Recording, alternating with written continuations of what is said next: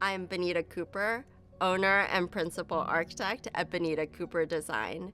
I've received SJ Mag's Women of Excellence Business Excellence Award. Architecture to me is above all an act of service. It's about listening to people, hearing what they need, hearing about their past, their memories, things that matter to them, and translating to something that is physical for them, that every time they set their feet into the space, they can remind themselves of their own hopes and dreams.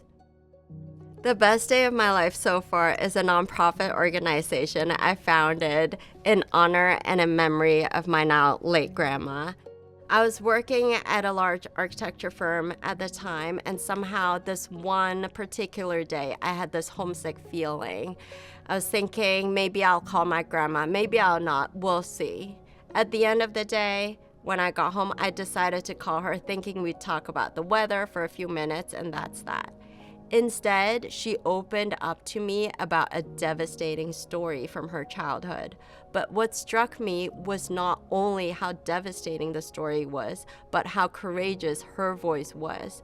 I realized that within the single hour, I found out and I got to know her as a person, not just my grandmother. All I knew to say was, could I call you back to hear more stories? And in response, she laughed the happiest laugh I've ever heard. And that happiness is a happiness that's shared when two people genuinely connect.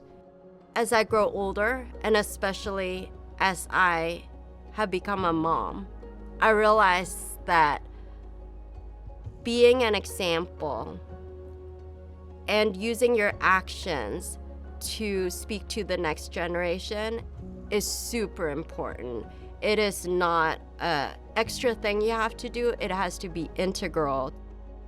Being an Asian woman, I realized that maybe an Asian boy or an Asian girl might be watching. And I just want to make them proud, not of me, but of themselves, of their own identity.